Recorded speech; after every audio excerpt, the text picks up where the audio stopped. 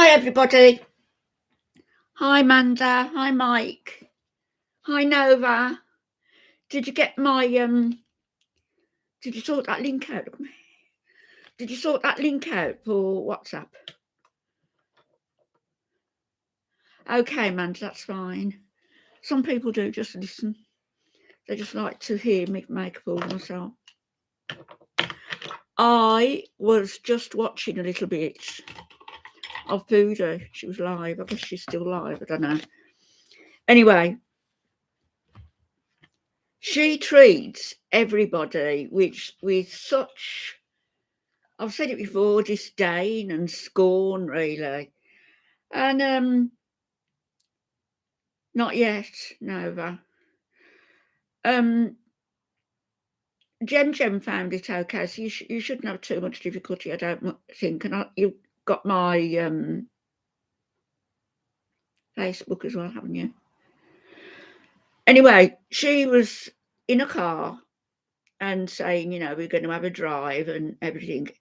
She was driving. I had that on for about 18 minutes or more longer. And all she had was a camera turned to the front. All you could see was the road in front, the snow on the side and that. There was no talking. She didn't speak. She didn't have non-copyright music on. Nothing. You've been busy today, have you? I got flat. Look, you can see it. You know what I was going to say? I've got flipping flour all over myself. Got it everywhere. Oh, Lord. I'm such a messy person. I don't know how I've done that. So anyway, flour everywhere, but I've done some baking as well today. So what I was going to be talking about, people have said about story times, and I thought, well, I've mentioned my great uncle, Sean, often enough, and he's on my mind a lot as well. He has been from the time I first knew about everything. Oh, were you looking after the grandbabies? Yeah, that's a job and a half. Mike's smiling at you. All of them, Nova. No, 10 of them. You didn't have all of them, did you? Anyway, I thought, as I've mentioned him so often and he's on my mind a lot, I'll talk about him a little bit and give you basically, in a nutshell, his life story, which he died at the age of 25. He was shot by the English at the age of 25. And in Talbot Street in Dublin, you might know it, Nova. Talbot Street in Dublin. And he was shot. The place was surrounded by the IRC, Royal Irish Constabulary, employed by the English. The British soldiers and the black and tans. There was a whole glut of people. Yeah, so young, Nova. And I found a couple of pictures. Well, I've seen the pictures before, but I'll show you. But he was born in 1895 and he died in 1920. So he was 25. But not before. Yeah, the black and tans, they were real bastards. Yeah. In Thurles, where my cousins are from, and where they've actually got a street then, Sean Tracy Avenue. They've got a street named for him and his name on the bridge and everything there. They're really proud of him, and that gives me some satisfaction, But and I think there's a plaque outside the Outfitters in Talbot Street where he was shot. But there was a whole crowd of them. They were so brave, you know, 20, 30 of them and one man.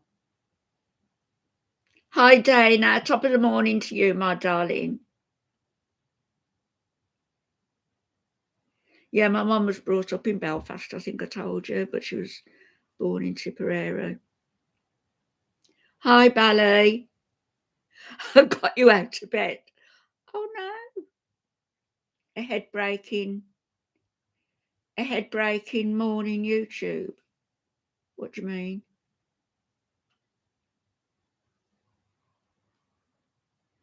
How are you, Dana? So anyway, I'll talk a little bit about him. I know not everybody's in yet, but they can get it on catch up. People attacking you. Why? You don't do anything bad, do you? Why are they attacking you? Hello, Polly. How are you, love? How are you? Polyp problem. Polyp problem. Manda, I always get it mixed up. It's either White Rock or Black Rock. Which is it? White Rock, I think. Is it White Rock? Did you know that my mum was married to a man called McGuinness? A Belfast man. White Rock, yeah. Yeah, that's it. I don't know why I always get it mixed up. Hi, Squidge. Oh, Black Rock. It's Black Rock.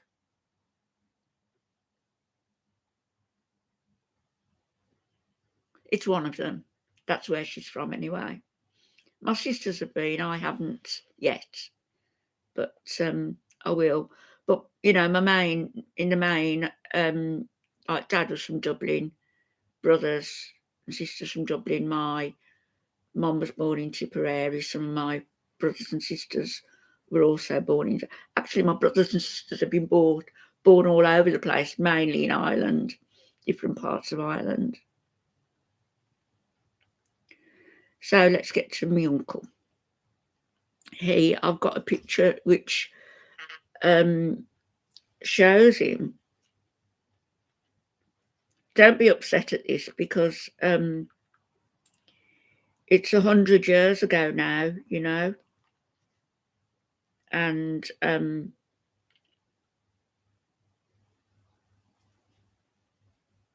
look at them all, cockroaches.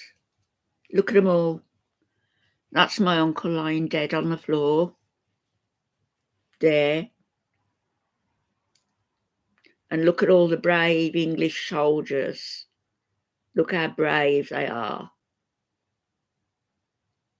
Eh? There were scores of them, and he was on his own. And he tried to get away. He left a bicycle outside the shop. And you could see he was in uniform. He tried to get away on the bicycle, but he chose the wrong bicycle. Somebody had put one up against his, and yeah, and he got on it, and he fell off it. It wasn't, you know, tired. It was a crap bike, and he came off it, and that's when they got him, and that's when they shot him. Look at them: 1, 2, 3, 4, 5, 6, 7, 8, 9. I can count. And then if you look at them in other pictures, there's just loads of them. And he died with one shot to the head. He, in the museum in Kilmainham jail, because he was jailed a couple of times for his fight for Irish freedom. I think it's really strange. They've got the shoe he was wearing when he was shot.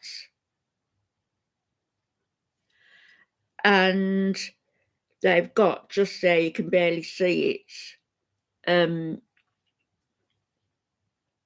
See that little round circle there? That's a locket that he'd given to his fiancée. He was due to get married just 2 weeks after his death. He was due. I'll have to go, Nova. They were, and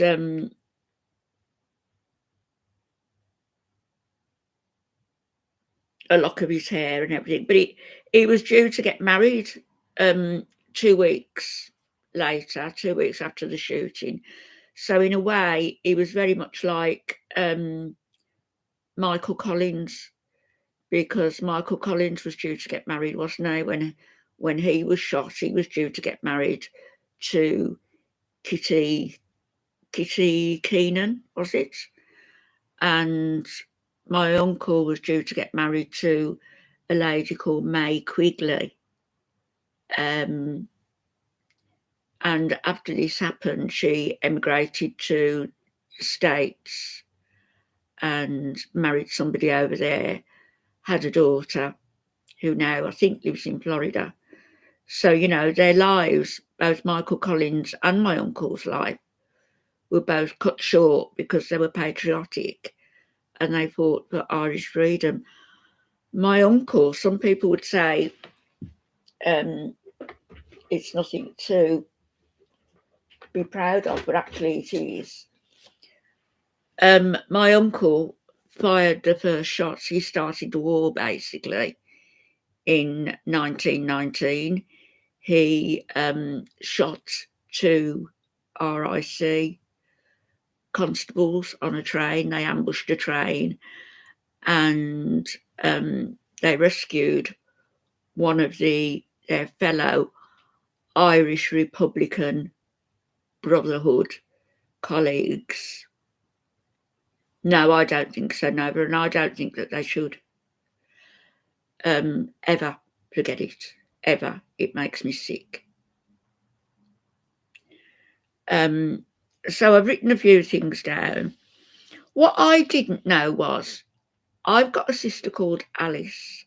Alice is a name in the family, ALICE. And I've always loved that name. I've said hello to Amanda, haven't I? I've always loved that name and I wanted it as my name, but of course my sister had it. But my uncle, his name was Sean Alice Tracy, not spelt in the girl's way. It was, yeah, me too, Nova. We'll talk about that when we meet. I can't wait to meet you. My Uncle Sean's name was ALLIS, and that was his mother's maiden name. Her name was Bridget Alice. His father was Dennis Tracy, and so Sean Tracy became Sean Alice for his mother, Tracy. So, people have described him. He was a farmer. He was, they've described him as a quiet boy growing up. He left school at 14. Good ballet, I'm pleased. It is beautiful, isn't it, Alice? He left school at 14. He went to work on the family's small farm, and he more or less took it over because he was very bright, even though he'd left school at 14, and he took over the running of it. And people said he was a real gentleman, very quiet growing up, studious, and very, very patriotic, as we can see from what occurred later on in his life. His first arrest here was in 1916, so he would have been 21. And sometimes I wonder whether he ever met my dad, because although Sean Tracy was born in 1895 and my dad was born 5 years later, it's actually quite recent history in a way. So my dad was arrested. He and my dad and his brother, my uncle, they both worked at Jacob's Biscuit Factory in Dublin. One worked on nights, one worked on days. And so if my dad was on days, for example, his brother was on nights. So dad would be getting up to go to work when his brother came home, and they had this big double bed, and they rotated it. They shared the bed. That's how it was. He lived in a place called St James's Place in Dublin. Oh, do you remember it? Is it not there now, Nova? Anyway, he worked at Jacobs. When the one night when his brother came home and got into bed, you know how sometimes you put your hands under the pillows, don't you, when it's cool, nice and cool under the pillow. I guess his brother did that, and what he found under the pillow was a gun. Bearing in mind at the time my father would have been about 17 or 18. It was before 1919 war. And so when my uncle found that gun, he eventually emigrated to the States as well. So a lot of our family did. And but my dad was in the fight for Irish freedom. He was in the fight at the post office. He was in the 1919 uprising. That was my dad. But it's my uncle I'm talking about. When he was in jail, my uncle Sean, when he was 21, he wrote to his comrades in the Tipperary 3rd Brigade. He wrote to them, deport all in favour of the enemy. In other words, anybody who supported the English. Deport all in favour of the enemy. Deal sternly with those who resist. And he said, maintain the strictest discipline. There must be no running to kiss mothers goodbye. And he wrote that when he was 21. He became the commander of the 3rd Brigade of the Irish Republican Brotherhood in Tipperary, which later came to be known as the IRA in 1920. And the IRA have got with all that's got on, they've got a pretty bad name, and they've got a pretty bad name by people who don't know the history. The history is never, ever taught in schools. We were never taught it. My mother would never speak of it. I've had to, find out things for myself. So in 1919, Sean Tracy and Dan Breen, Dan Breen's died now, but he did an interview, I think, in 1970 something. And it's an interesting interview. And I wondered why he had such a difficulty with his coughing. And it was because he'd actually been shot in the neck. And it was during the same time that they got my uncle and shot him dead. It was during that time. And so it affected his lungs all his life. So Sean Tracy and Dan Breen, together with other volunteers, were instrumental in starting the War of Independence. Well, it was my uncle who fired the first shot. He actually said to Dan Breen, if we need to start a war, if we have to start a war, we need to fire a bullet. And it's what happened. My uncle fired 2 bullets, got the 2 army officers, RIC officers, on the train, and they got their colleague away, Hogan, Sean Hogan. I think he was 17 at the time, and they got him away from them because the thing was, the soldiers that were escorting Hogan, and they'd gone to the ticket office to get the tickets, and they'd asked for 3 tickets. Hi, White Magic Lady. They asked for 3 tickets and 2 return. They said 1 won't be coming back. And they actually did get rid of people in their prisons. They, no doubt about it, that they said that, you know, they passed away from natural causes, pneumonia, this, that, and the other. No, they did it all right. So 2 of their military policemen were killed, and then Tipperary was placed under martial law. The whole of Tipperary was placed under martial law.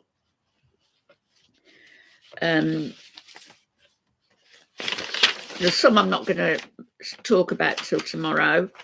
Yeah, I've got that. I've already said that about the train. Yeah, he was a kid of 17, Hogan was. He was only 17. And my Uncle Sean Tracy, Dan Breen, and other members of the IRB, the Irish Republican Brigade, Brotherhood, they ambushed that train in Soliheadburg, and got him away, but not without gunshots.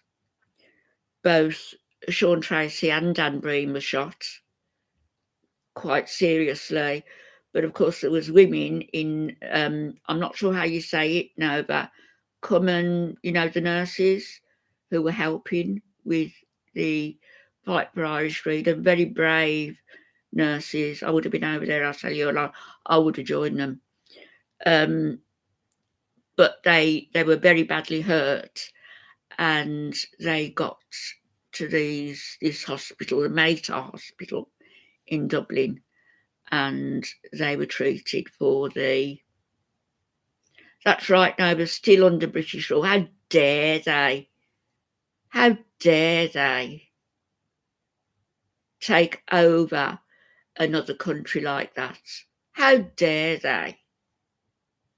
Totally different islands with totally different customs, a totally different language that was banned in schools.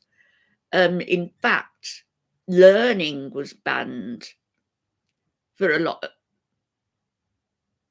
Common Narman, that's right. That's thanks, Nova. I wasn't quite sure. You know, they did not want Irish people to have an education. They didn't want them to get what the English perceived was their station down there. The English committed genocide, and the fact that beef, you know, cattle were being raised, cattle were being fed in Ireland, and then they were exported to England and to other countries, when the people of Ireland who were doing the farming were starving to death.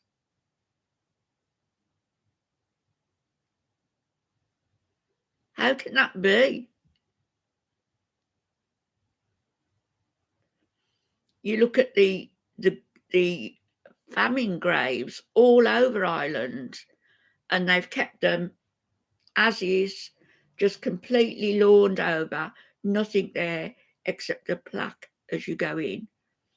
And wheat, yes, everything Nova, and wheat. It was all exported, and the people, the men, women and children in Ireland were dying of malnutrition, of starvation. They were being encouraged to leave for other countries, to leave, because the English wanted the island. They wanted it all. And that's why Michael Collins, of course, was shot. Eamon de Valera, the Taoiseach, the president, eventually, he knew that Michael Collins would not get all 32 states from the English. He knew that there would be hanky-panky and manoeuvring. And in the end, Michael Collins could only signed for 26 states. Couldn't get Northern Ireland. Still haven't got Northern Ireland. And but Michael Collins said, it's a start. It's 26 more states than we had. But he was never a politician. He was a soldier. And it was a soldier who was sent to do a politician's job because Eamon de Valera was too cowardly to do it himself. Yeah, the fields of Athenry, yeah. So going back to my uncle, after he and Dan Breen were injured by the gunshots, after they recovered, my uncle was deployed from Tipperary. Michael Collins got him to Dublin, and he was employed in special operations. Now, don't forget, this was a war. It was a war. It was a war because Ireland was an occupied country. I think so, Nova. The problem is a lot of Southern Ireland, they've written Northern Ireland off. People who I've spoken to. Hi, Dan. How are you, love? So Michael Collins got him to Ireland, and special operations. So Sean Tracy, Michael Collins, other members of the Irish Republican Brotherhood. Don't forget, it didn't become the IRA till 1920. So they were planning assassinations, and they were planning the assassination of the Lord Lieutenant of Ireland, Sir John French. It never happened. It never happened. Watch your mouth, then.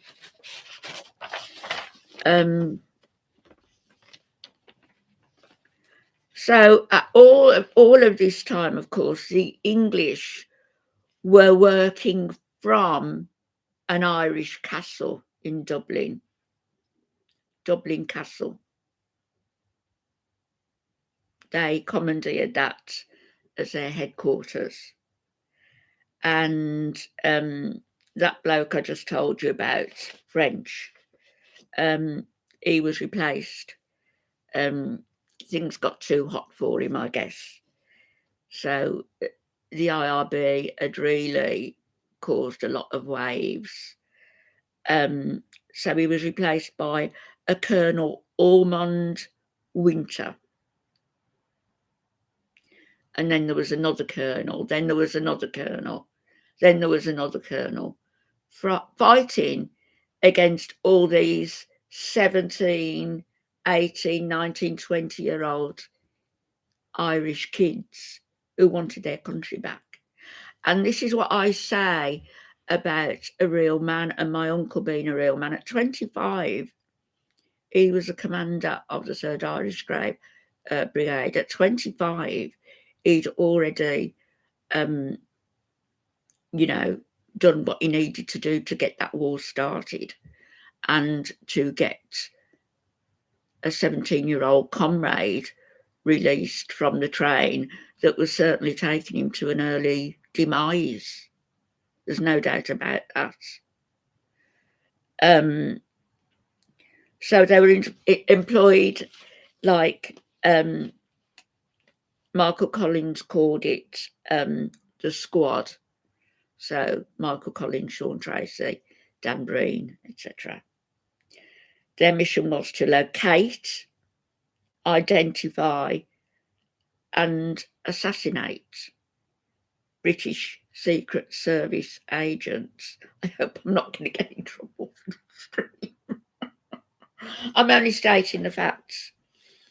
Secret Service agents, in other words, spies. There were Irish spies who unfortunately were paid very well by the English to do dirty jobs and tell. Somebody told where my uncle was at that haberdasher's shop. Somebody saw him going in. It was a safe house. It is history and it needs to be told. It needs to be, it needs to be told, and it needs never to be forgotten. You know, people talk about the Holocaust, and rightly so, and the terrible things that happened there. Nobody talks about the genocide that was committed on the Irish people. Nobody does.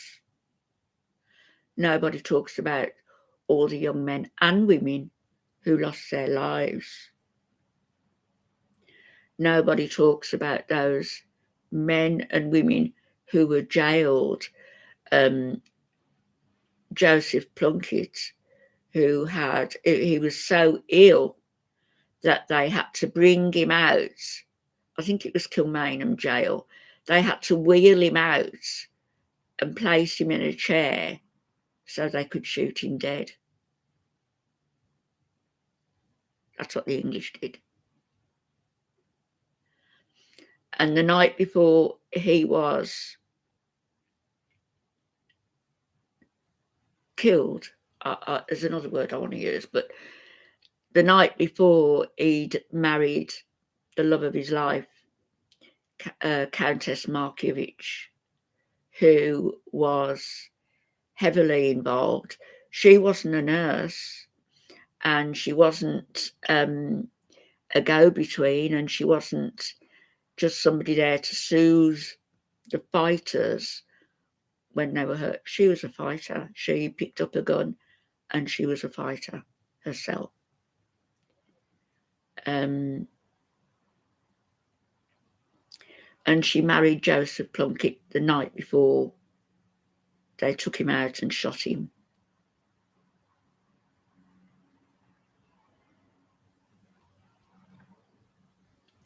So anyway, like I've just written down here, Breen and Tracy were followed, they were spied upon, their whereabouts was told to Dublin Castle and the army. And yeah, we never learnt anything, no, that, even though I went to a Catholic school. And as I say, my mum would never talk about it. But I can see, like with my uncle, I'll show you a picture of him in a minute, a very strong family resemblance with him. And it was when I went into the Dundrum House Hotel outside of Thurles. That used to be in our family many, many years ago. And it was taken, it was stolen by the English. And a fella called Lord Maud had it. Anyway, two of my mother's cousins, there's a film here, but I can't show you because of the copyright. Two of my mother's cousins, brothers, they got that hotel back, and they got the house back rather, and got the hotel up and running. Oh my gosh, it was beautiful. And when we first went there, Alf and I, there was a picture, and it was this picture on the wall, a great big picture in colour. And I looked at it and I thought, my gosh, I recognise him. And I couldn't have recognised him because he died in 1920. But he just looks so much like he's got the fine features, family features, and that's him. Can you see that?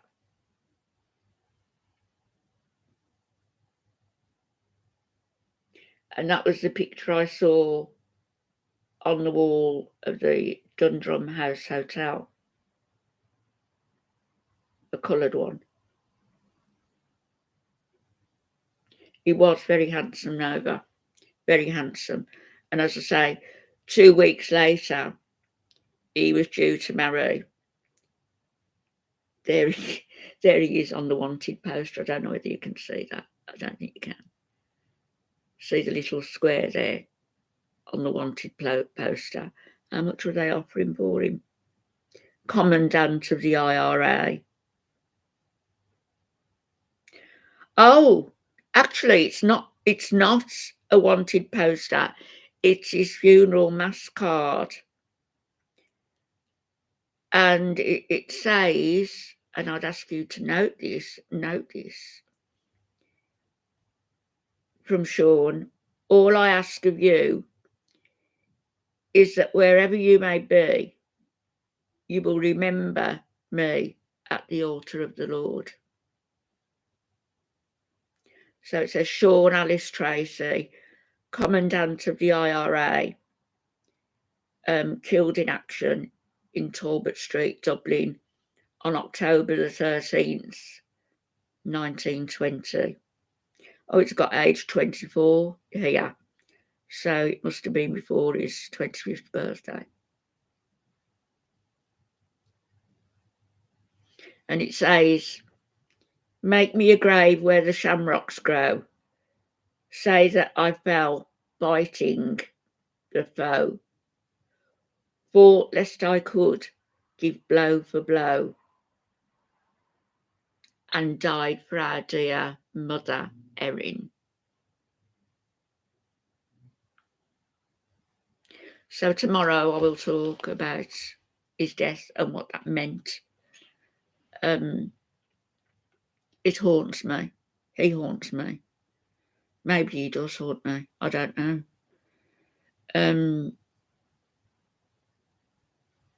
No, you didn't learn it either, Squidgy. We didn't. And we should have done. We should have learned it. White Magic Lady. It was very sad. And as I say, his fiancée, she got a wedding, all her wedding dress sorted, and you know, you can imagine the excitement and everything. Her name was May Quigley, and she couldn't stay in Ireland after that. She just couldn't. And she left. She left on one of the ships and went to the States and met somebody there, married him, and had a daughter, which was denied to my uncle, you know, her family. You're welcome, Nova. And I'll do some more tomorrow. And Michael Collins also, he was due to marry Kitty, and he was shot short. I believe that she was shopping for a wedding trousseau, actually, and had got most of it. And she was always frightened that he wouldn't come back to her, and that one day he didn't. It breaks my heart, Nova. Breaks my heart what they went through. And although it's history, well, you can say yesterday is history also. This morning is history, but this is history, monumental history. They tell us never forget the Holocaust, never forget what Hitler did. Well, let's not forget what the English did to Ireland. And that is where my, you know, in a way I'm torn, because I was born here in England, although all my ancestry is Irish. Most of my brothers and sisters, you know, 10 of them were all born in Ireland. I believe everything happens for a purpose. I believe that we find out things for a purpose. I believe that we just don't know what that purpose is. And we won't know until, the Lord calls us. And, the children too. My mum told me a story of the Black and Tans, and they went looking for my granddad. And they went to my grandmother's house. And I don't know how old my mum would have been. I don't know. But, I do. Of course I do. Mum was born in 1912. So if this was round about the time of the war, she would have been about 9, wouldn't she? 19, 20, 21. Anyway, the Black and Tans went to my, when we go to the other side, Dana, I believe that everything will be clear. Everything. But they went to my grandmother's house looking for my granddad, and Black and Tans. And my grandmother, a little woman, and she stood at the door and she said, with her hands on either side, "He's not here. Can we come in?" "No, you can't come in. My son's in bed. He's been working nights. He's not here." And they left. But, white magic lady, they left. But they went to another house where a known fighter was. They went there and they didn't take no for an answer. They pushed past the woman who answered the door and went in, and this is true, they went into the, there was an eyewitness. They pushed their way into the living room. They shot the mother and the father and the daughter, and they missed the child that was hiding under a chenille tablecloth, which came down to the floor. He was under the table. And that was the Black and Tans. The absolute scum of the earth. And Winston Churchill, he used men who had been fighting in the 1914-18 war and who were suffering from post-traumatic stress and all the other problems, being in the trenches.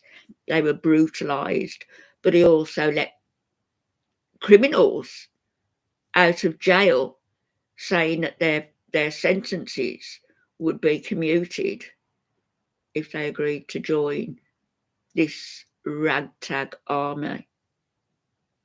And that's what happened. And they were paid something like 10 shilling a day. It might have been more, but they were paid something like 10 shilling a day, right? That's, say for 6 days, £3. That, in 1919, was a lot of money. 10 shilling a day. Of course, they'd have their big rifles and their grenades and their ragtag. Yeah, it was a lot of money then, Nova. Their ragtag uniforms and their rifles and all their food, everything that they wanted. And not only that, they were drunkards, and they were known for getting drunk and going shooting up the town. They did it in Thurleys. Bullet holes, as I said, are all still there. And that's what they did. They would shoot men, women and children. They weren't fussy as long as they were Irish. And that's what they did. No, it's a shame, Dana, because as well, oh my goodness, there's a bumblebee. Is it a bee? It's a bee.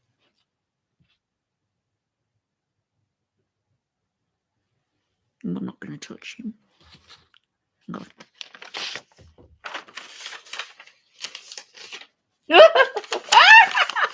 He's moved. You'll probably see him in a minute. A bee.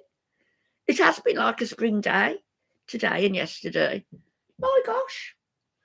How's he got in? He must have got in through my bedroom window. Save the bee. I wasn't gonna kill him. I was gonna try and catch him and show you.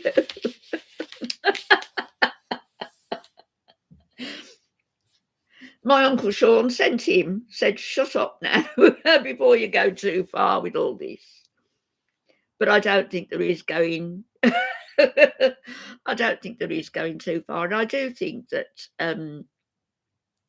it should be taught in schools, and I'm gonna come back tomorrow and talk about, when and how he died and what happened at Euston Station in Dublin, when his coffin was being taken from Dublin down to Thurles.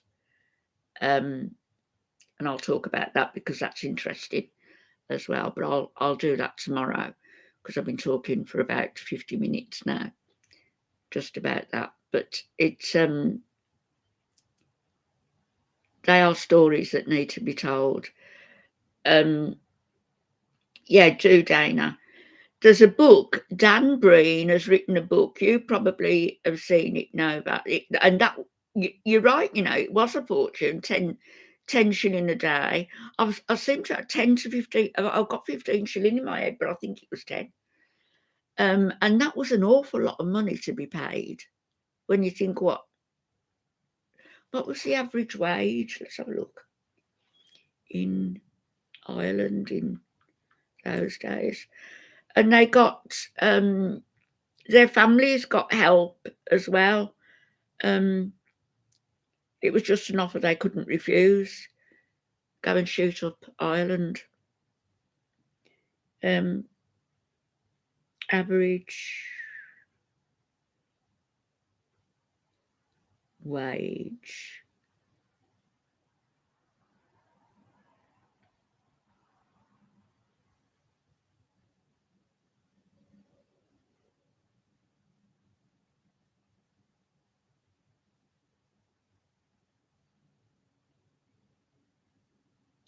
Right.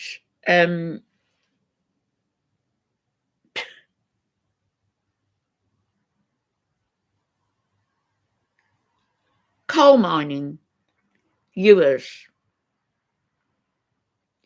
The average wage for them was, wait for it, 8 shilling and 5 pence a week. These scum got 10 shilling a day.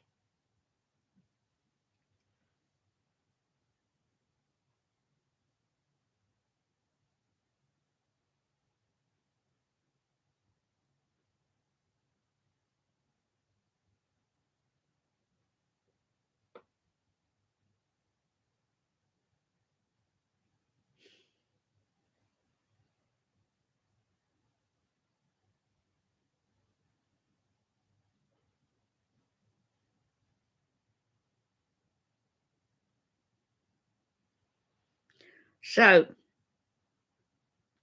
8 shilling a day.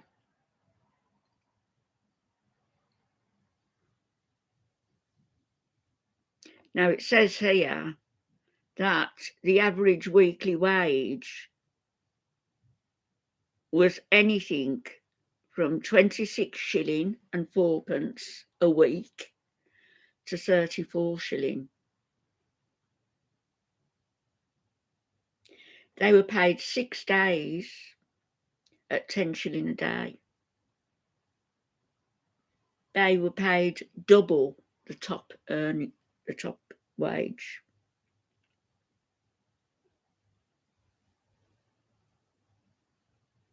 For doing nothing. And except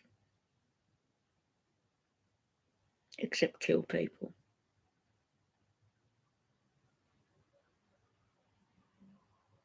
I'll research this a bit more later on and tell you tomorrow.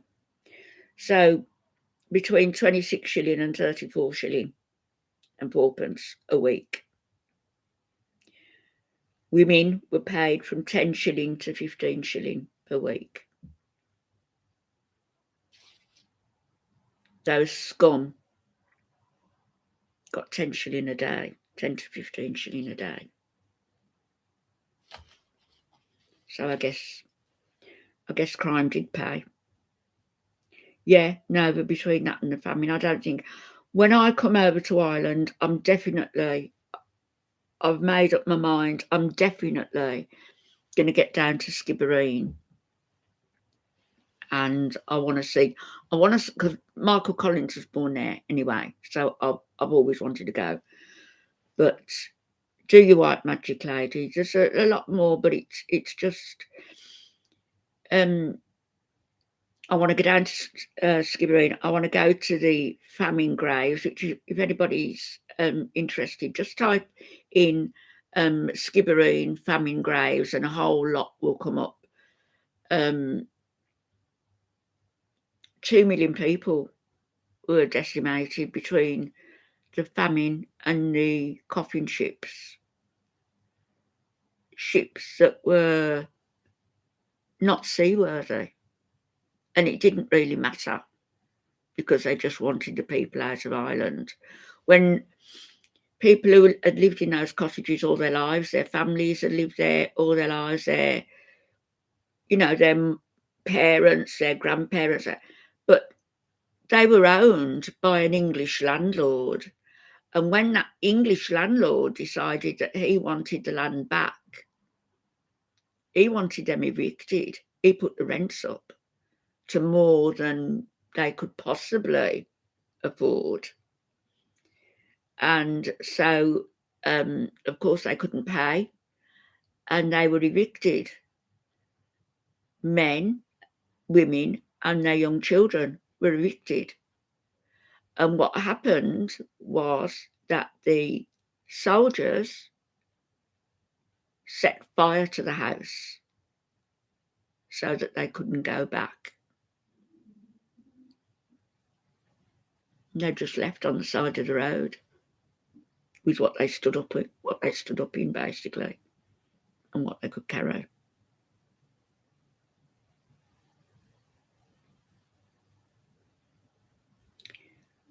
What happened with a certain lord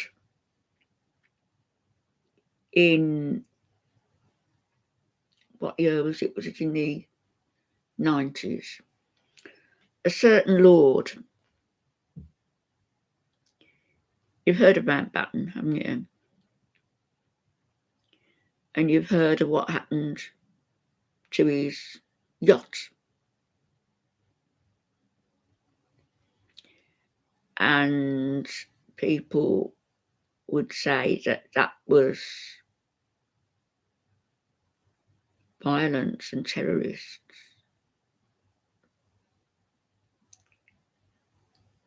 Do you know what Lord Mountbatten was?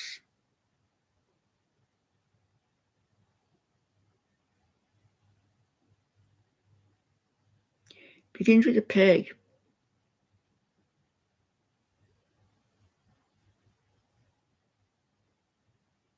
Yeah, Lord Mountbatten. It begins with a P.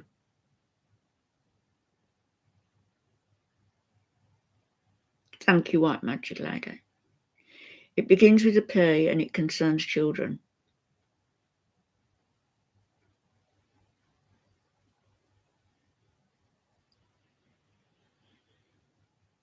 And particularly, young boys.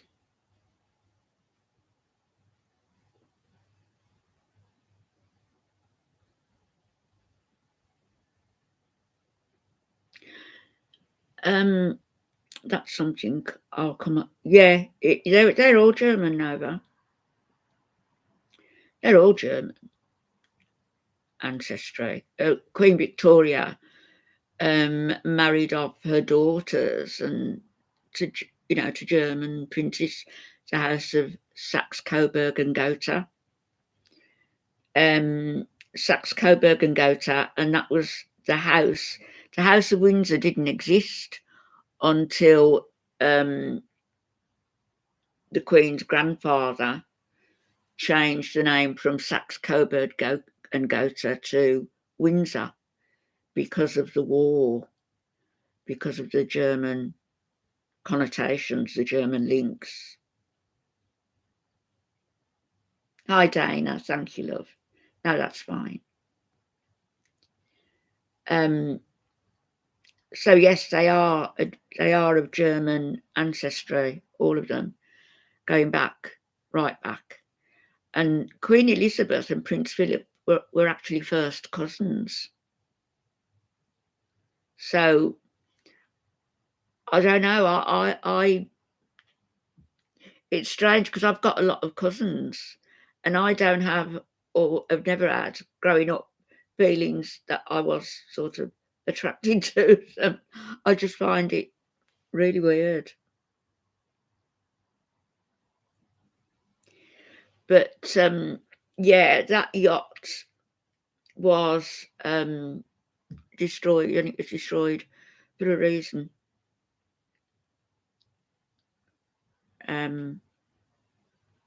Because of what had happened to a lot of kids.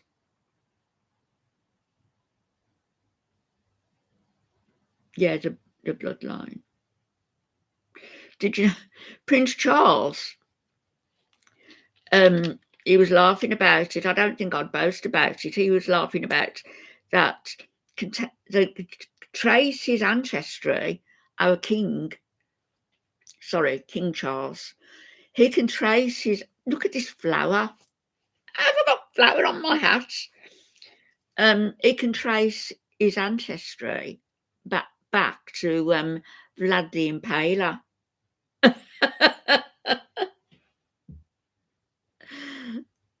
Who was Vlad the Impaler? Was he Dracula? Vlad the Impaler? He was, wasn't he?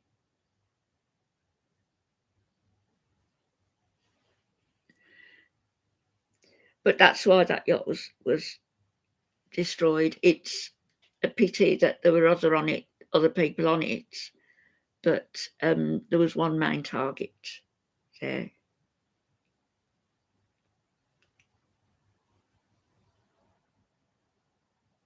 No, it isn't anything Vlad the Impaler. He was Dracula. Was he Dracula? I don't know. I've got confused about that. But it's not something I'd boast about. He's going to Dracula. I saw a woman complaining, and she's right as well. She said that somebody in the family had died. It wasn't close family, but she wanted to be there, and she wanted a child to be there because, I don't know, there was some link there, and they got on and stuff. And he wanted right, Squidger. She wanted a child to be there, a child in her teens. So anyway, the school refused to give the day off. And they said, no, it isn't a close relative. No, we don't approve this day off. Can they do that?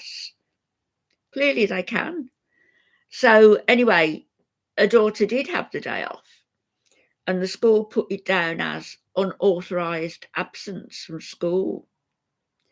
And this woman wrote, so all the kids can have a day off for the coronation, even though we're not monarchists. But my daughter can't have a day off to go to a family member's funeral. Mad. It's mad, Squidger. Oh, they can be fined, the parents. I thought they'd have made an exception, though, for, a funeral. It's just so, we're living so much in a big brother state at the moment. My son, who's been ill for a month now with this virus, and nobody can tell me it's not related to that thing that they rushed out,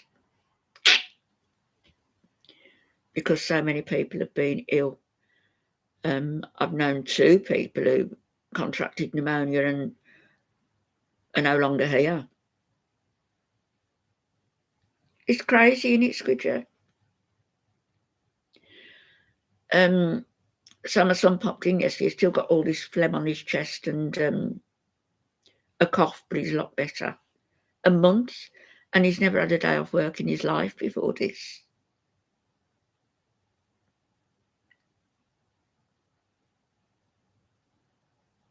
Yeah, it doesn't stop you getting it. I say you don't get it as bad, but I'm not even no, but they are giving payouts now to the families of people who have had complications directly because of that. They're actually compensating them. Somebody sent me an article yesterday, and I might screenshot it and put it on a community tab. Or we need to get a Discord so we can talk more freely. I don't know.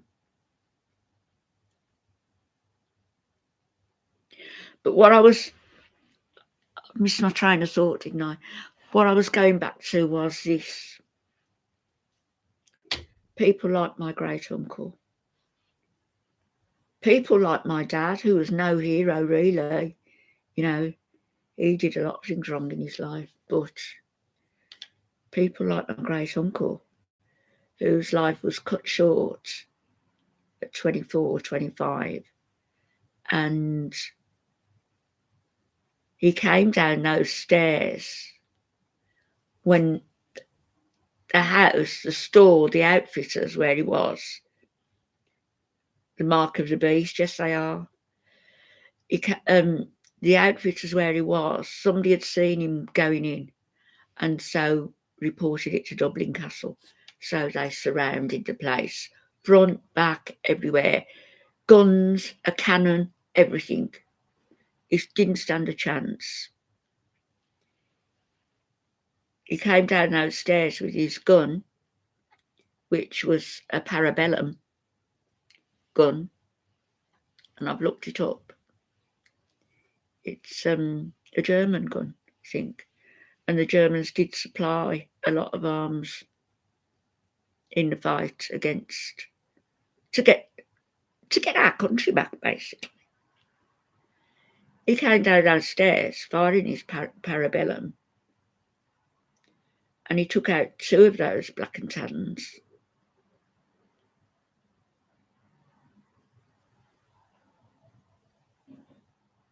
But of course, he died with just 1 shot to the head.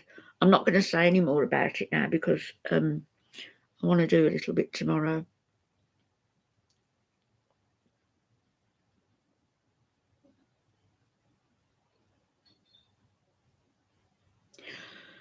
The schools here now are. I went back to a school reunion some years ago, my primary school, and the kids couldn't believe how old I was, how long ago it was, since I'd sat at that desk looking out the window at that same clock. Is it home time yet? And the kids couldn't believe it, how long ago? But there were other people from my class at the time who they went as well. The headmaster's daughter, she went. I think she was one of the organisers actually. But it was so disappointing because it was a Catholic school and you've got all the statues, of just all the statues of the saints and everything, and the crucifix, and it was just a nice school, and homey and everything. And when we went back to this reunion, it was awful. It was terrible. It was like a junkyard, and the statues had all been pushed into corners and around, and I asked headmistress, I said, why is it like this now? She said, oh, well, we're very, very proud of being a multicultural school, and so, things are offensive to a lot of parents, so we've had to move. We've had to move that one. I thought, oh no. It was so disappointing, but the church is still next door.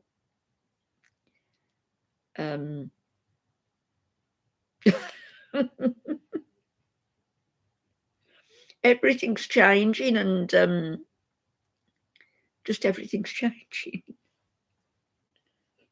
That shows I'm getting old, doesn't it? I don't like change. It's telling me here that I'm on YouTube. I know. Go away. Do they know? But do they still have them in the same positions that they had them in? What I'm saying is they were literally like my mannequin up there, just shoved up into a corner so that, don't look at us sort of thing.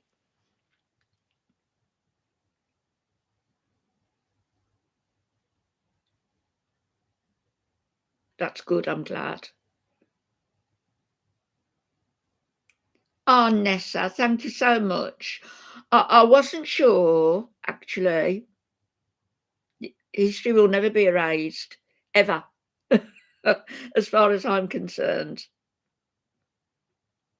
Yeah, you're right, Magic Lady. I don't understand it, and I think whoever you are, wherever you are, it doesn't really matter because we're all on different routes to the same place. But let us have our history and let's have our country. Let us. Let us.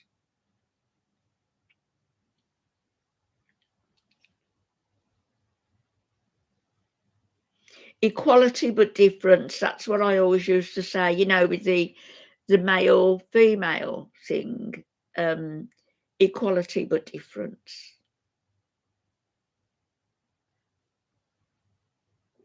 See, when I was very young, I used to have a lot of weird ideas like, no, women shouldn't earn as much as men because men have to uh, bring home the bacon, so to speak. They have to look after families, and it isn't necessary for women to work.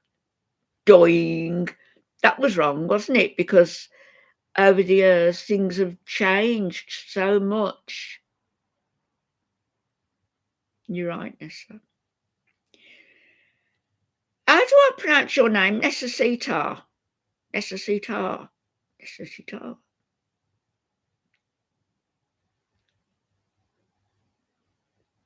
As we know, Squidgy.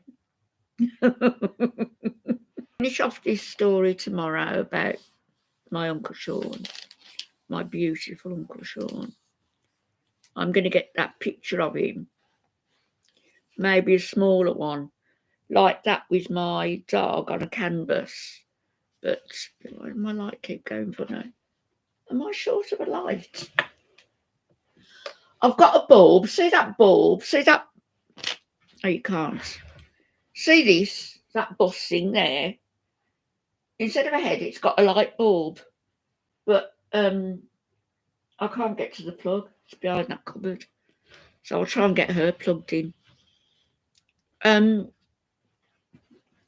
So I'll come back talking about this tomorrow and one or two other things. Earlier, I did what I never do, and I stream sniped Chantal.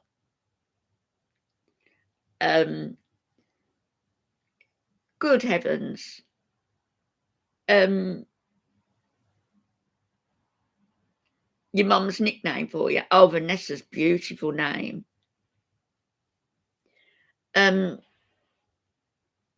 So I'm going to finish this off tomorrow and talk about something else.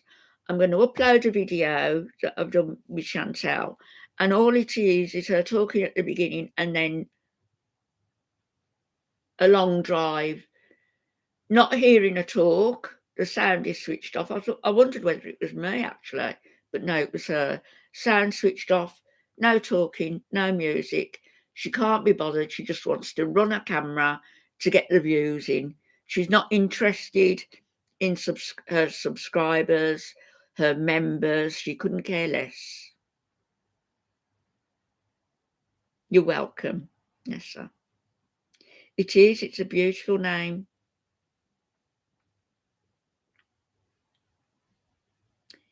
No, but what are you going to do in June? Have you got to get a hotel, or are you travelling to Dublin, or do you want me to travel, or do you want us to travel closer to you? I don't know. I'm going to be in Dublin anyway to see my brother and my sister. And my sister, who is over there, she used to be a nun in London. No, don't be sorry, Squidgy. You know, I was totally ignorant.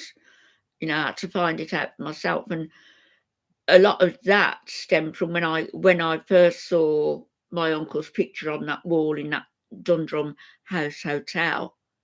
And I thought I recognised him, but I couldn't recognise him because he died long before I was born.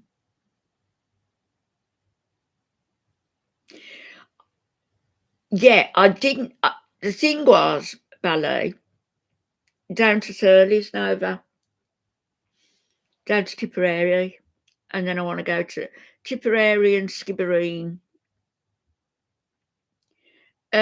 Ballet. The teachers used to say to us that to be a nun, you know, meant you were very, very special, and you had to listen very carefully to see if you had a calling.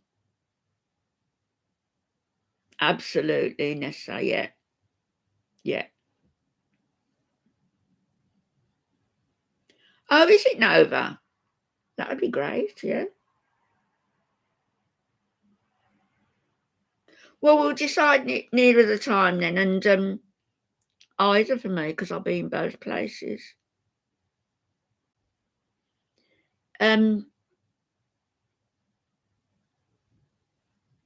What was I saying? Oh, yeah. That's right. No, so the teachers used to say, you know, you've got to listen very carefully. And if you hear like a calling, you're going to be very special. And I love the story of Bernadette, you know, the story of Lourdes. I took Bernadette as my confirmation name. So my name is Anne Winifred Bernadette. But I love the story of Bernadette.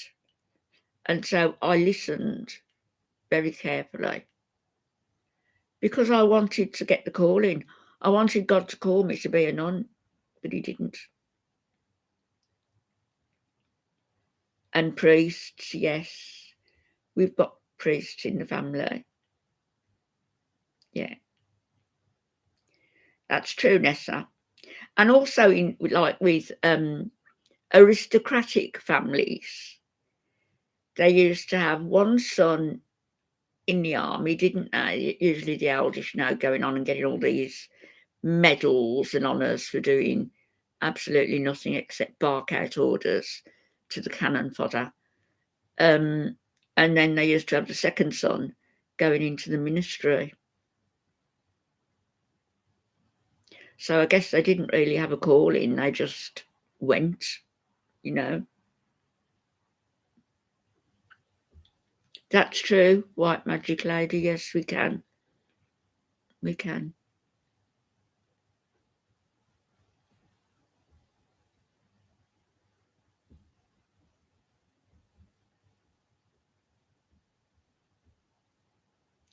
So later on, I'll upload this video of Chantal, as I say.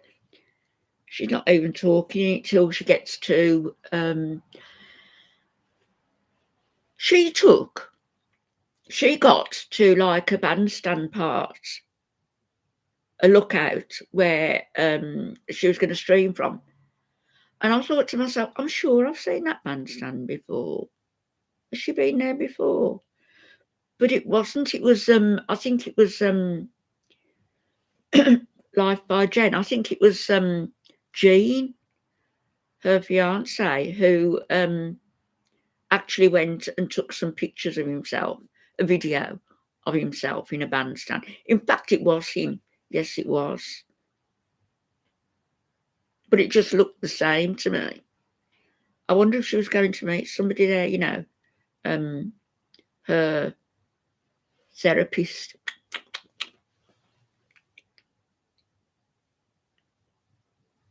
I'd have been a very naughty nun. I wouldn't have been able not to be. I'd have been a bit like Whoopi Goldberg.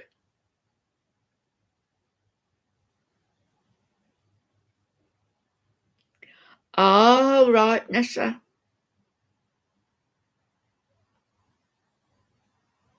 What do you mean?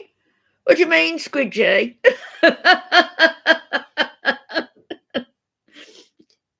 Sister Act, Brianna, hi. Yeah, I'd have been whoopee. I'd have been stirring them all up.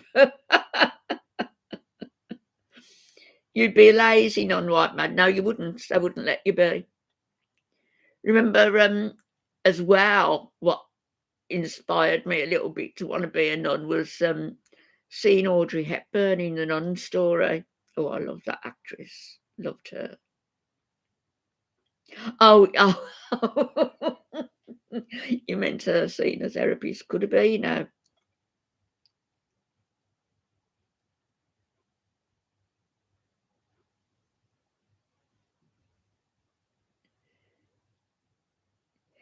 Yeah, it is easier said than done, but no, you know, my viewpoint is, and when I felt sorry for myself, oh, Squidgy, yes. Yeah, I loved it.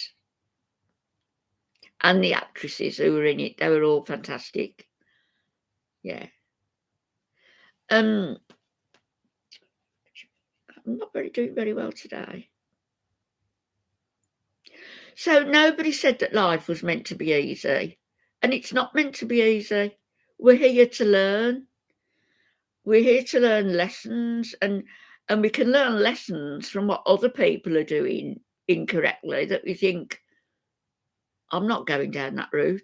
I'm keeping away from it. Um, yeah, it was great, called Midwife. Um, so we can learn from other people also. And what I'm seeing now, oh yeah, confidence in aging, empowering and humbling. Yes, you're right. Nova, yes, you're right. Yes, sir. Wisdom. So nobody said it was supposed to be easy. If things are easy and everything goes right all the time, you're not learning a thing, are you? Really? Um, I've learnt a lot. I've learnt a lot from my mistakes. Wish I hadn't made them, but we all do. Um, but going back to what I'm saying, like my uncle was a real man. He was a real man. And even at that very young age, and he fought for his country and he wasn't frightened. He wasn't frightened of anything, you know. He ran his family farm until from the age of 14, really, until he started fighting for Irish freedom, and he was effective in that. And then you look at my uncle and others like him. Hi, Simply Ravishing, hello. Oh, he's back! He's back, the bee! Hang on.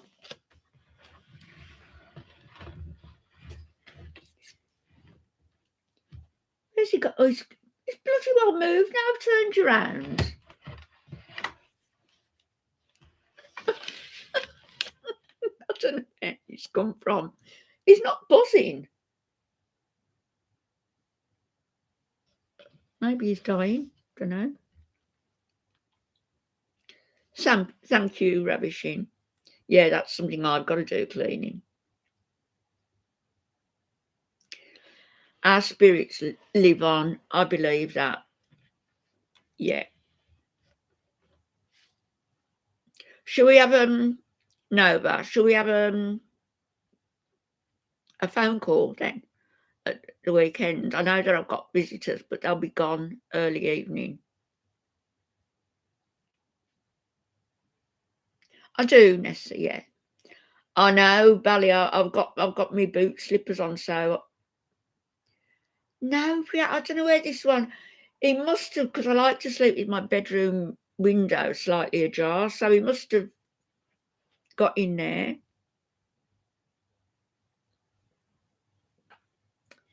Save the bee.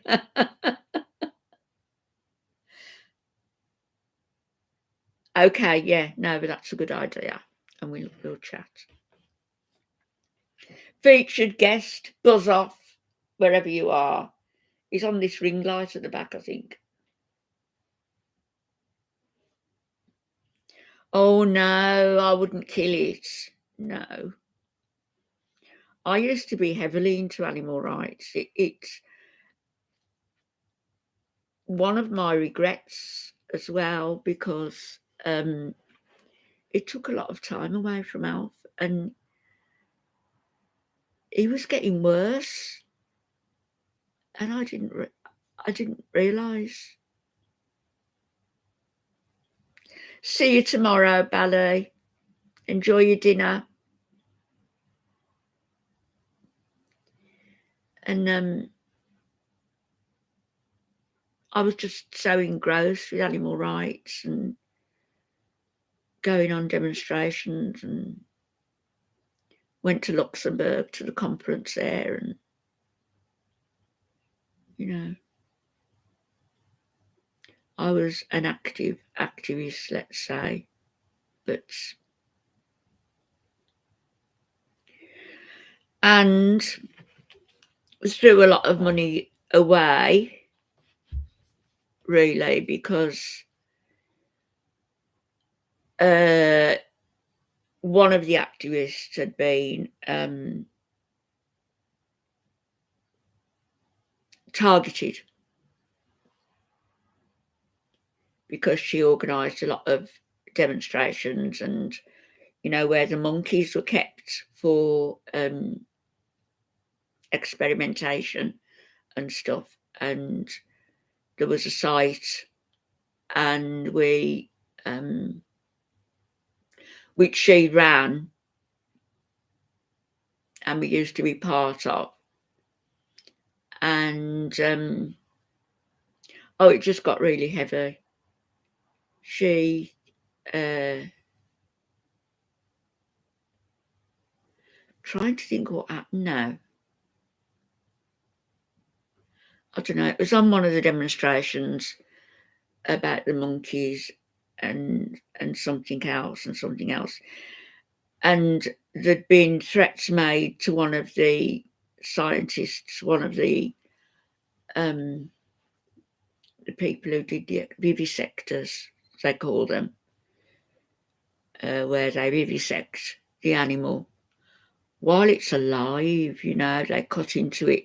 They cut into the animal, doing things to the animal without anaesthetic, because that's part of the experiment, to see how much pain the animal can. Hi, Ziggy.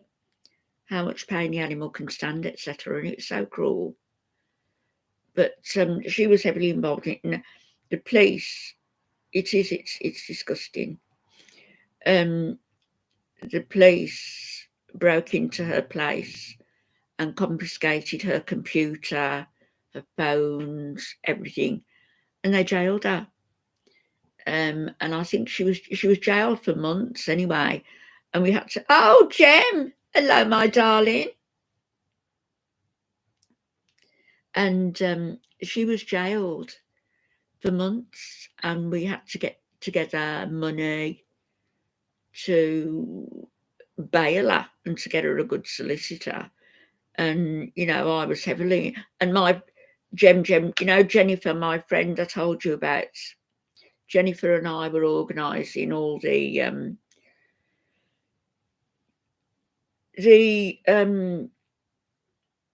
events, to bring in the money, etc. Yeah, I'm still there. And we raised a lot of money for her solicitor, and she managed to get out of jail. And it was only eventually that we realised that she was actually misappropriating money that we'd sent towards these demonstrations, money that we'd sent towards making the vivisectors' lives, making the vivisectors known to the public, let's say, just, do you know what this person is doing? Yeah, she beautiful soul, Jem. Um, and Jen and I were involved in raising a lot of money, and I gave a lot of my own money, more than I could afford to give. Um, but it wasn't that. It was the fact that we found she'd been misappropriating funds, and yeah, Jem will. Yeah, and she lovely, she good, beautiful, isn't she? And Jennifer said, I feel awful now. She said, because I've encouraged people to donate, and we find this is happening with the money, and I've had to go around apologising to them, and I gave all my money, and I gave, and somebody else said I gave to her, and it meant my kids going without new school shoes for another few weeks. And she was just not really a very good person. And what I found out about her because I was sent a copy of an email that she'd sent to another person who she had a big crush on, this professor at the university, and he was an animal rights person. She had a big crush on him. Hi, Lana. Yeah, she was a King Charles Spaniel, Nova. And yeah, I miss her. And the story behind what went on with her is infuriating, really. But I was sent this email, and she'd written, this person, Camille, her name was. Camille had written to this professor that didn't realise, she said, that fundraising would be so effective. Anne and Jennifer have really worked their backsides off and did this, did that. And she said, we could turn this to our advantage and use it as our own private faucet, just dripping dollars.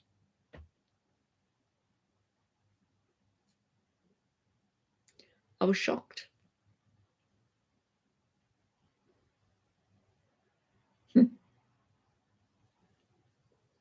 She did do a lot of good work. I'm not saying she didn't, but she was also a thief.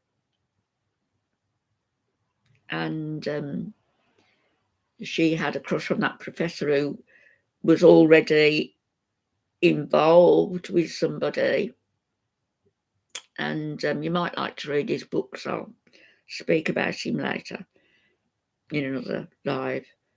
But she had a big crush on him, and she stalked him. Talk about Chantal stalking. This one was a stalker as well. And she made his life hell. And she can't, when he wouldn't reciprocate her feelings, or he didn't reciprocate her feelings. When she was recovering from a spell in jail, he allowed her to go and stay at his place, and his girlfriend was there. She was a thief, unfortunately, years ago.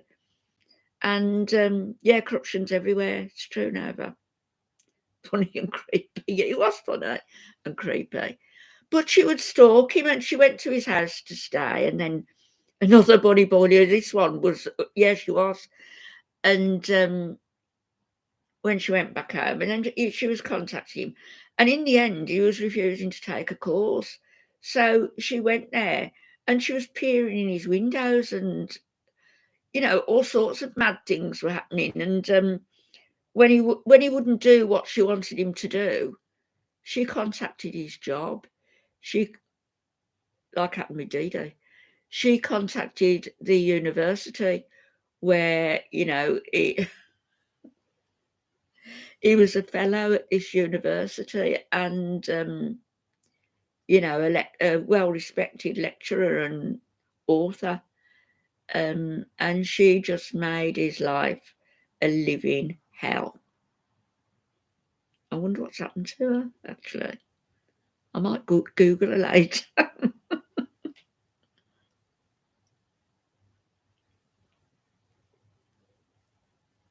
Carrots the bunny. Right, is that his name? Carrots. Oh, it was Jem, yeah, Fatal Attraction. So, of course, Jennifer, my really good friend in animal rights, as Jem knows, Jennifer and I we were very protective of him. And, did our best to sort of, I don't know, stop her. A bunny that's exactly like yours. So you don't need to have bunnies in pairs then?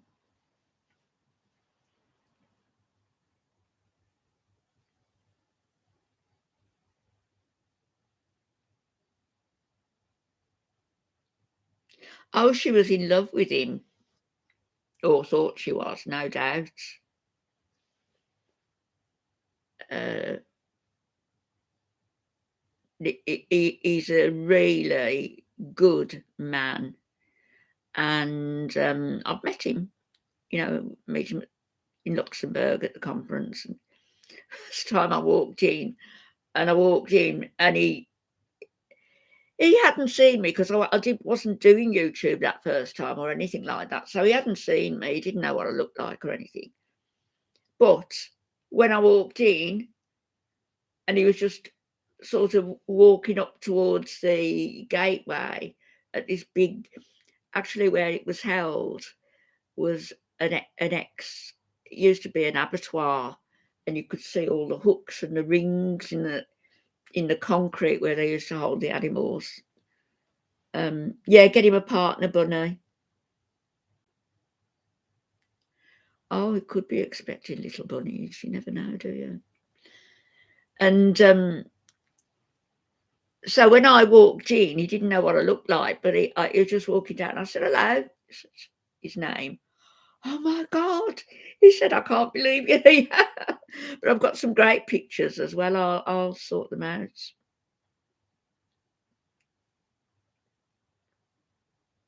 Phew, and we drank red wine there. It was like vinegar. Ah, he's neutered. Oh, bless him. Talking of babies, Salah, 29. Is he 28 or 29? That's a pretty good age for an Arabic male to still be on the market, particularly poor lad Nova, the poor bunny, particularly when Jem, I love you, I do. Thank you. It's a good age for a male to be on the market, Middle Eastern male. Particularly, their families are going to want him to have children.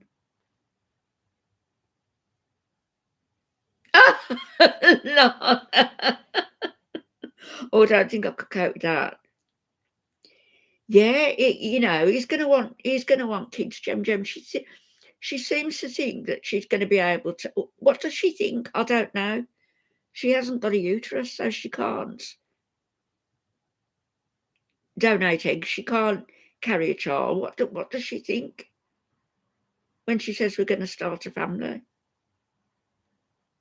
Oh, Nova, thank you so much. Emerald Venus Day, man, thank you. You like the hoodie? Look, I've got bloody flour all over it. How have I got flour down my back? I don't know. I've been making cakes. I've got half the stuff on me.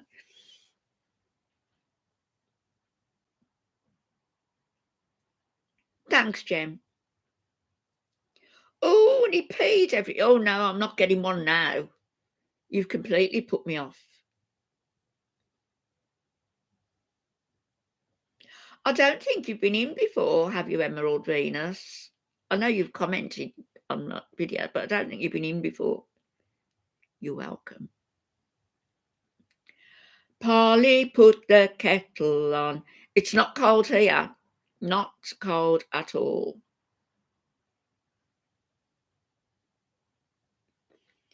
I've been making things, Jem. Some didn't work out quite as expected. Others did. But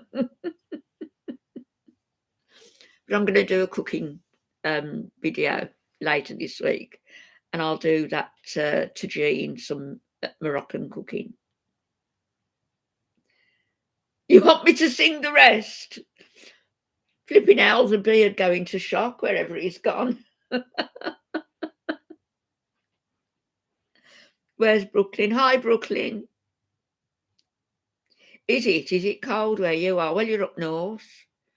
It's been like a spring, and I've got a bumblebee. I've got a bee. I've actually got a bee in here, and I tried to get him on a piece of paper, but he wouldn't. He ran. He flew. He ran.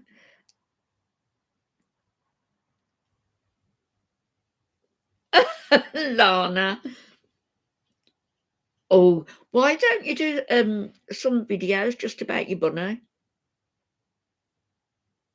Beautiful sunshine here. It hasn't been cold here. I haven't felt the cold. In fact, I didn't put the heating on till 5 o'clock. Just I like the bedroom to be warm when I go in. The last 2 nights I have absolutely gone out like a light. And waking up, I haven't known where I am. Totally disorientated. Don't know what's going on with me. Sunshine does, Jem, it's proven, isn't it? It makes you just freezing. Hi, just freezing today. Just baking today, me.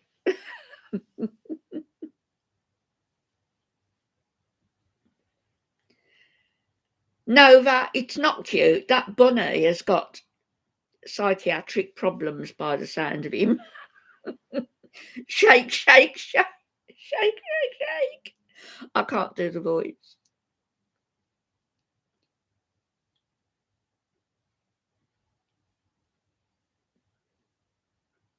Thank you, Emerald Venus. I've still got some lights to put. See this? You can see it properly, that cabinet there. And I've got loads of stuff in it, all glass stuff. And pictures. Oh, I've got a little lamp there as well. I've got all sorts of stuff in there. But I bought that off Etsy. I bought quite a few things off Etsy. And this desk. But I've got another desk upstairs. And then I've got my sewing machine up in that corner, but if I want to get to it, I have to climb over the sofa. So this room and the downstairs room is going to be changed around. Yet I like it to be neat and tidy. Well, it's only me here, so it doesn't take much. And then I've got family here Saturday and Sunday during the day. And then I'll be speaking to Nova, and I'll be speaking to Jem.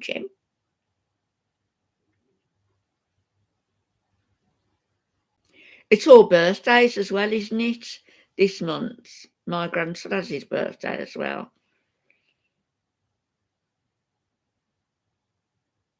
-5. Oh gosh, though, Lana, you know, it's warm for you, but it's freezing for us. This dress is actually, I mean, you can see inside, it's actually a fleece inside. As I've got flour on it, I might turn it inside out tomorrow and wear it the other way. Thank you, Emerald Venus. That wallpaper, can you see? Now, my kids didn't like that, but I do. And so I'm the one that's got to live with it. The best month, Jem. Just freezing, my darling. Do you want me to? Do you want me to? Is she still on, is she? I'll do it when I go back in my bedroom because I'm going to end this shortly.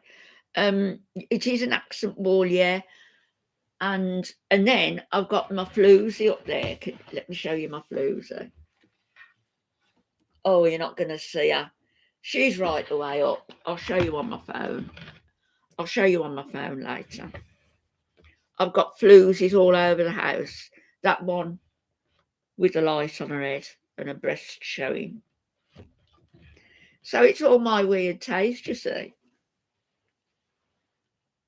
It is the vintage look, 50s look. And somebody said to me the other day, my hair is like, oh, it's like a 20s bob. Where did you get that done? In my room with my scissors.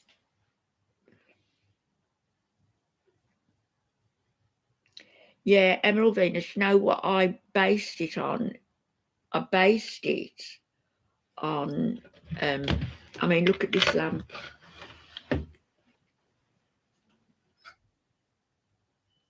Got two of these, look. That's from the 20s.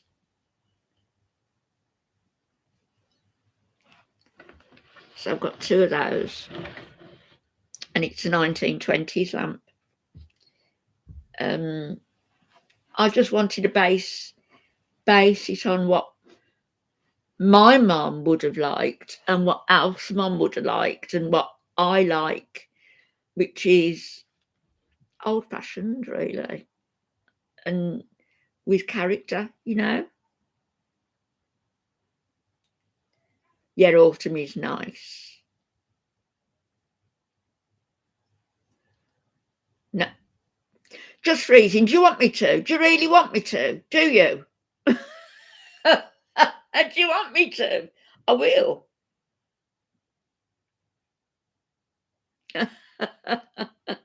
Nova, I promise you that when I come across, I won't embarrass you with pink hair or blue hair.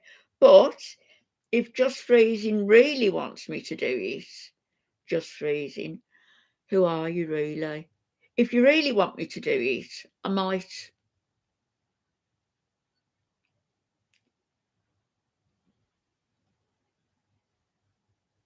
Oh, what did you say, Squidge?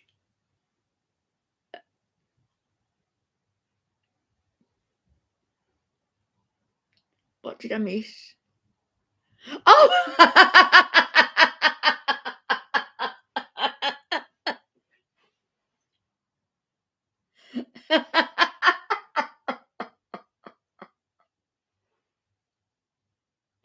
Let's have a look.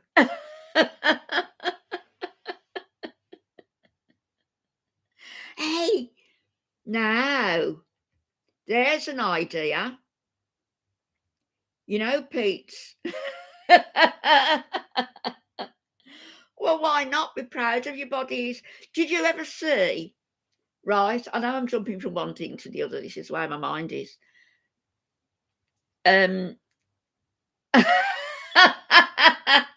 Jem, did you ever see on Simon Cowell on his show? There was a group of ladies. There must have been about 10 of them. The oldest one was 65.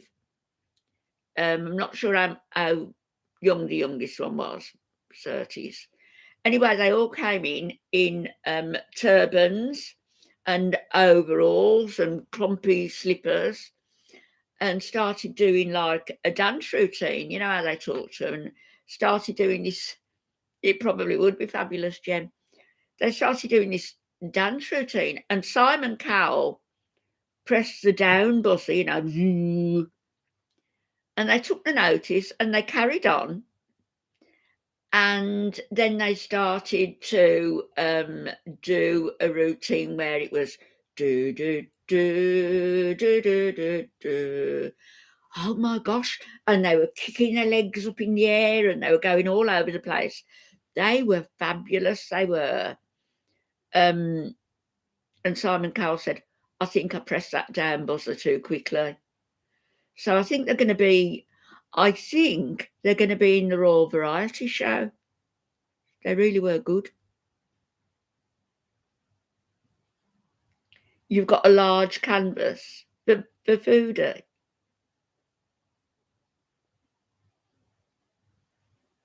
You wouldn't throw darts at it, Squidgy. The one of you? No, you wouldn't. Yeah, the stripper. Yeah, but they were doing it and they... Oh, here he is again. Where's he gone? He just flew out. Where is he? He's in my lamp. Oh my gosh, he's inside my lamp.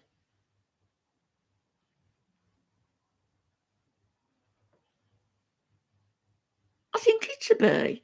It's a bloody big thing.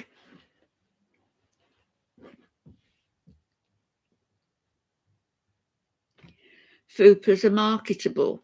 Oh, I don't know about that.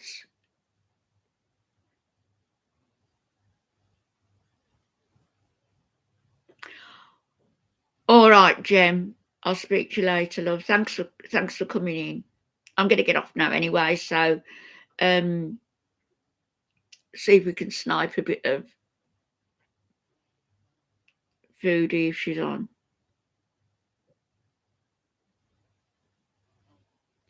Precious metals as highlights. Wow. Bye, Jem. Lots of love. Sleep well tonight.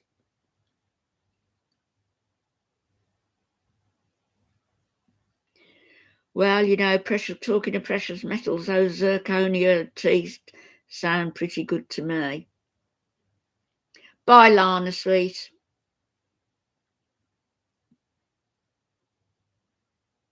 It does sound amazing.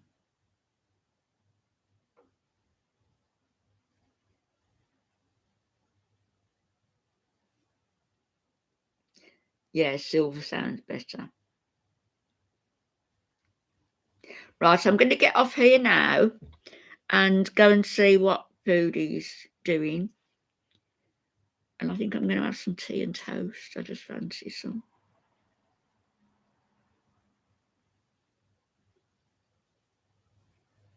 So I'll be back tomorrow. Hi, Laurie. I will be back tomorrow because it's a birthday again. And whose birthday is it tomorrow? I've written it down somewhere. Jem's is the 27th. Whose is tomorrow? I've got all this mixed up with my dental stuff.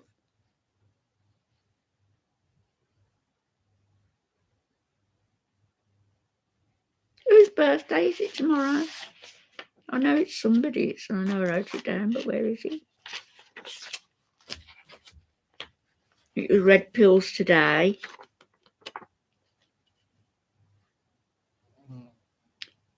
Did you see that then? He just flew across.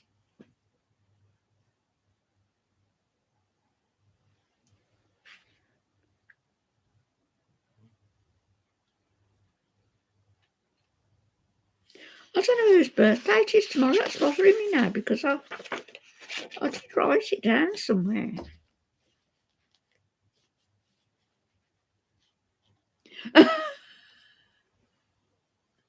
Oh, you need Gorlick to buy you another vegan box. Is she vegan? Ziggy, why am I not surprised?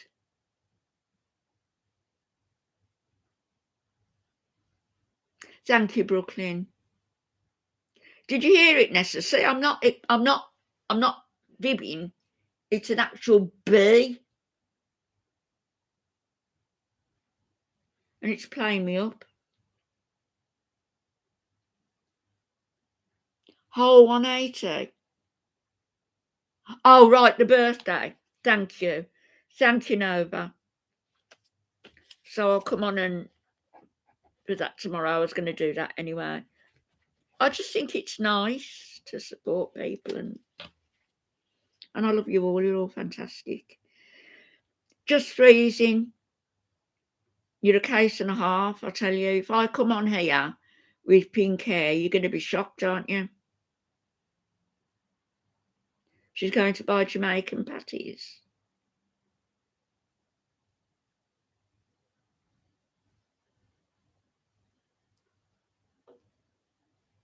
You batted a floater. Do you, Laurie?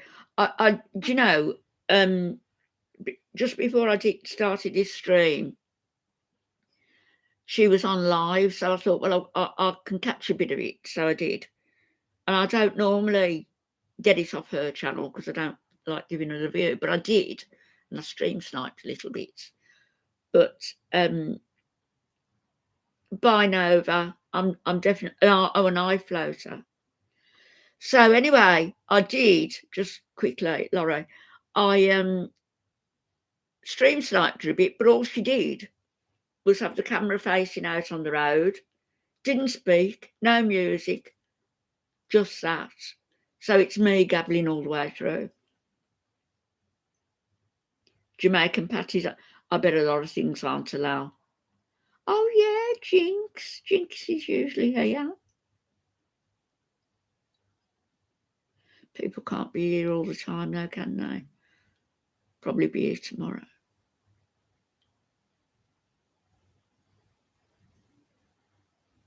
Absolutely no idea. Just freezing. No idea. Why are they still paying for the postcards here? Why are they still paying the memberships? It's crazy. Oh, spray on haircut, does it? I'm going to do it then. I'm going to do it just for you. Do you think so, Ziggy? Yes, Nova, I'll look forward to it. I really will. Well, Gorlick isn't exactly a catch, is he? Yay! Just freezing says. Yeah. Have you seen Foxy's animations? They're brilliant. Flipping out. Purple and pink. Just freezing only said pink. Good night, Dana. Bugger off, B. You're getting on my nerves. Good night, Dana. Maybe, yeah, Foxy 8. That's right, Nessa. Right, I'm going to go. I'm going to see if I can snipe Ujabar. And I'll hopefully catch you tomorrow. Troll Detective. Yeah, I might pop out. I haven't watched him for a long time. He said his mum likes me, so I don't know who his mum is.